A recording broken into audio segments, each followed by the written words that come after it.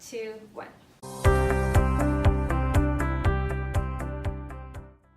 Hello, it's Agrima and you're back with heLeads today. Today we have a very special guest with us. It's someone who taught me and my family what it means to have one person build an entire community and work for everyone's better good. This is Leah Rich. She's an incredible mother of 2, a community builder, and one of the strongest people I personally know. Hello, and thank you for meeting with me today. It means a lot to me. Well, thanks for having me. Share with us a little bit about yourself. So I am a mother of 2. I have a 12 and a 14-year-old that are turning 13 and 15 in the next month or so.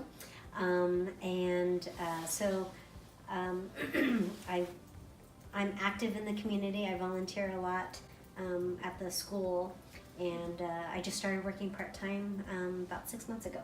Oh, wow. So juggling everything and hopefully maintaining a decent household. Yeah, no, you definitely are, and that's amazing. That's a lot of things to take on, so that's amazing. What was life like for you when you were growing up? So growing up, my mom was a stay-at-home mom, and so that was actually something that I really valued, and I wanted to be able to do that.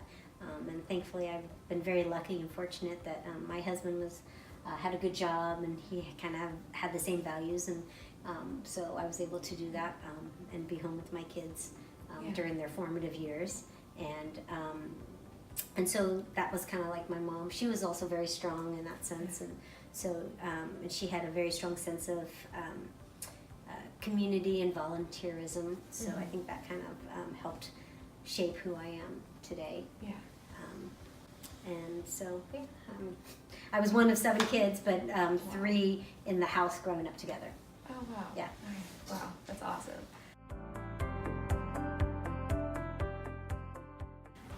And so in contrast, now what does a typical day in your life look like? What's your life like now? Now? Okay, so now it's usually taking the kids to school and then going to work, whether it's I have 2 jobs that I'm kind of juggling right now, so I'll go to work, and then depending on the day, I'll volunteer in the middle of the day at the middle school, and then I'll come home and I'll try to prepare food, and then I tutor in the evening or late afternoon, and then just juggling and making sure everybody gets their homework done, and just the general household stuff. Yeah, that's a jam-packed day. Yeah. Wow, that's amazing. Was there a time or multiple times in your life that caused disruption in a routine that you may have built? One like this. And what was one of the toughest experiences that you remember that you may have felt a little down, but you came out of in the end? So I think the one of the toughest times was when I took it upon myself that to raise $37,000 in 3 months to get a shade over the kindergarten tables at our elementary school. And so during the whole time that Colin was in kindergarten, I was so busy with Rebecca, I didn't really pay attention. But when she was in kindergarten and I started doing lunch duty there, they were saying, how it was right under the trees and the birds were pooping on the tables, and I was thinking, that is just awful. And so come spring, I decided, well, how much would it cost to get this shade structure over the tables that all the other kids at the in the school have, except the kinders? And so they said, well, it's going to cost all this money, and the district said that they're not going to pay for it. And I just thought that was just ridiculous.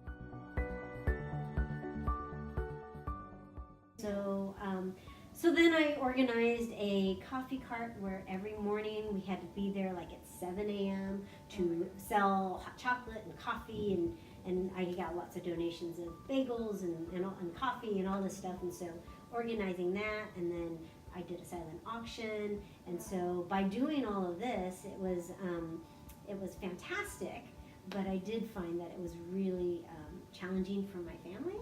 And looking back, I realized, oh my God, what I put them through because of this quest that I was on to try to make things better for other kids. That in reality, it made me stop and say, wait a minute, that was great, and I'm proud that I did that. But I did realize that, the purpose of me staying home was so that I could be with my kids and spend time with them. And during those 3 months, it was really intense, and they were really my family was actually put on the back burner, and that was not good and healthy. Yeah. And so that that helped me kind of reassess how I wanted to approach things. Yeah, no, I can understand that would be difficult, but I do think it's amazing because while your family did, you did have a little bit of struggle there, you changed the lives of so many families, and so I'm very, very impressed and touched that you reached out, and that's just one of the examples that I've seen where you changed an entire community with your just like hard work and willpower. So I really do respect that. I think that's amazing.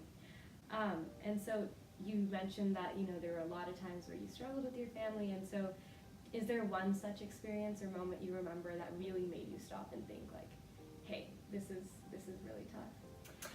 Yeah, it was probably one of the mornings where my kids were like, I don't want to go, and why do we have to? And it's not, and this was towards the end, so even Rebecca wasn't even gonna get the benefit of the Kindershade, and so they were like, why are we doing this? And so that did give me time to pause and say, wait, so I had to kind of explain to the kids why I felt really passionate about this, and yes, it was hard on all of us, but kind of that idea of the greater good and helping other people.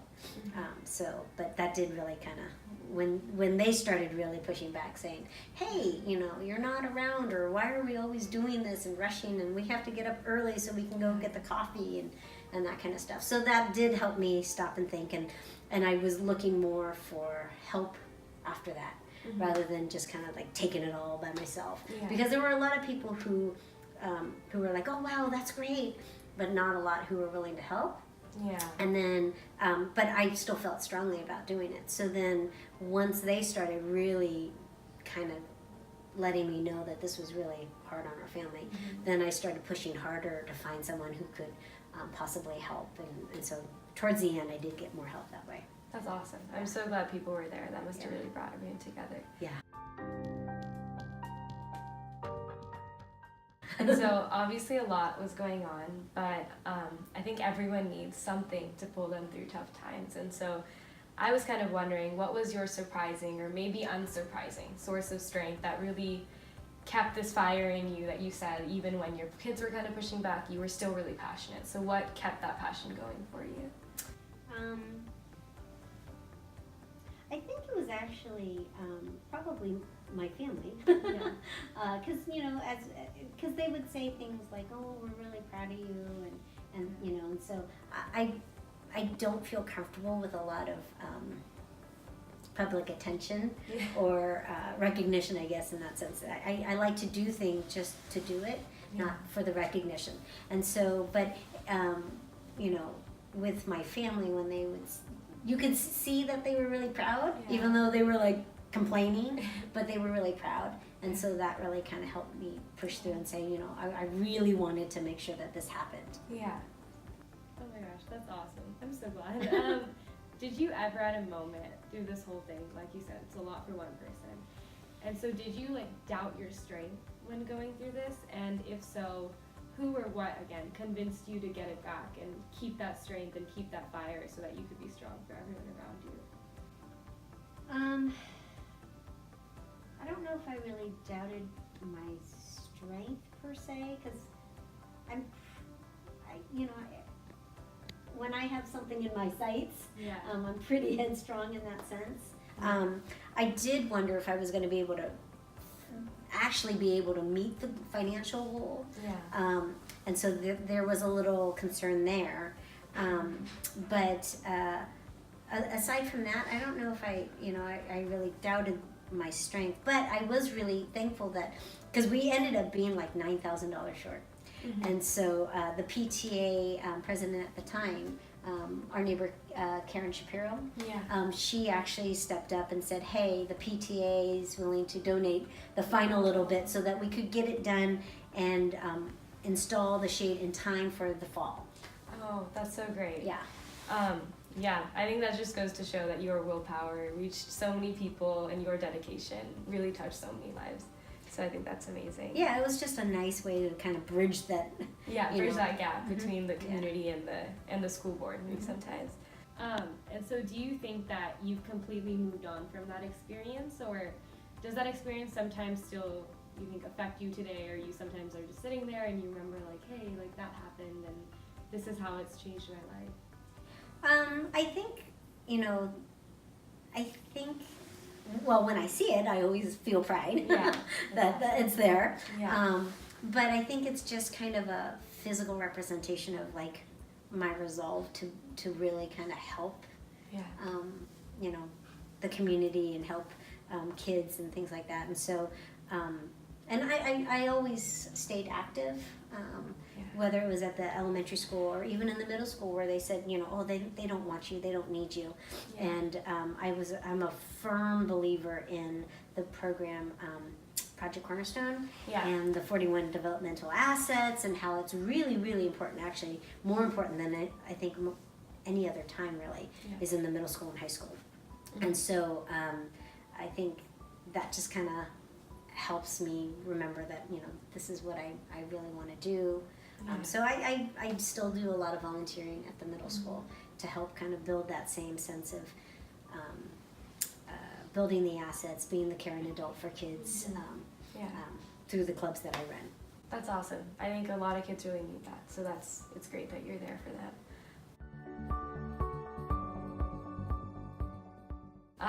And so how was going through that? How did that change your perspective on life and maybe your priorities and your work efforts since then?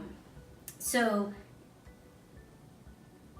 I think the whole experience for the Kindershade was just, it kind of made me make sure that I keep in mind my number one priority, despite this feeling or need to help other people, is that my family really is my number one priority. And so seeing that and reminding myself, hey, this is great, but if it's getting too much for my family, I need to really consider what the cost and benefits of helping out other people. Yeah, no, that's a great lesson. And just kind of building on that was already some great advice in itself, but what general advice would you give for life and similar or maybe not similar situations to younger children in my generation on how we can handle prioritizing things or making decisions for ourselves in the future? Let's see. So I have told my kids that I only want 3 things for them in life. I want them to be happy, healthy, and of course financially independent.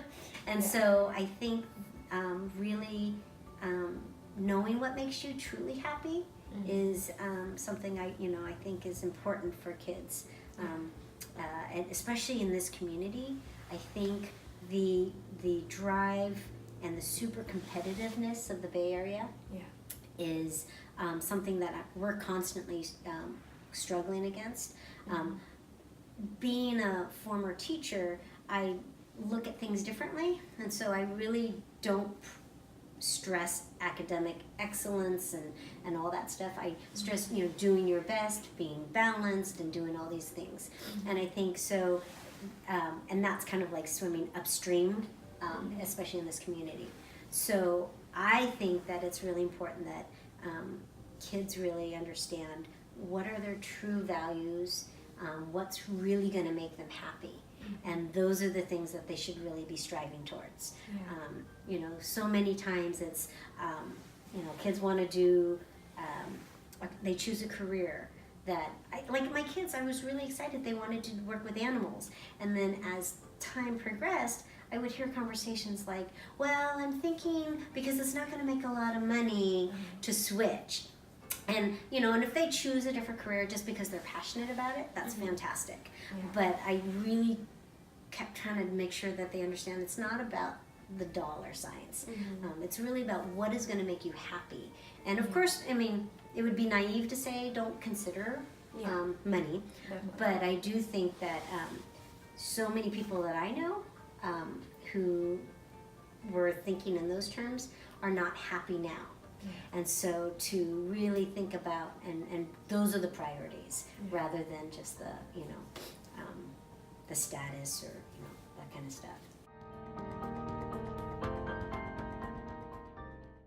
Yeah, and I think I'd add on, like you said, that you try not to focus on like the excellence aspect of everything, but I think in my experiences and just looking at people like you that I admire so much, I think I've learned that prioritizing happiness and prioritizing passion like ultimately does lead to that same excellence and that same thing, but you also are happy and it's that excellence in something you love. And so I think that that's honestly a really great lesson and definitely something I know I will continue to implement in the future. And so we talked about a lot of, I know, like challenges and tough situations, but I kind of want to bring it back around and ask, is there something like a very happy moment that made all this effort that you put into the community and everything worth it? And what's a moment like that you remember that just reminds people that no matter how much we struggle with some situations, it becomes worth it and it means a lot to us in the end? So actually, last year, the 8th grade class always had to write a letter to a teacher to show how much they appreciated or how that teacher affected them. And I actually had a girl write me a letter. And I was like, I'm not even a teacher. Not anymore, but she was coming to the lunch clubs that I was running. And she just wrote about how I really, I was there and as a caring adult and how she really appreciated it. And I was just so touched. And I was like, so this really shows me why, I do the things that I do, and that, because I think at least for a lot of people, it's the idea of how many people can I reach, and and that's the value. And I take it differently in the sense that if I can reach one, then I've done a good job. And so, and when she wrote that to me, I was like so incredibly touched that she thought of me out of all the teachers that she had over the course of the 3 years that she was there. That I made that kind of a difference in her life. So that's amazing.